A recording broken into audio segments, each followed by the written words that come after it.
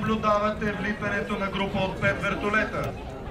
Един вертолет Ми-17, 2 вертолета Кугър и 2 вертолета Бел-56.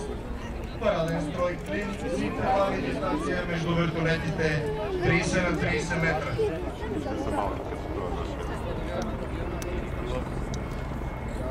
Групата вертолети влиза пред вас на височина 100 метра със скорост от 160 км в час. Водещ вертолет на групата е Ми-17, пилотиран от полковник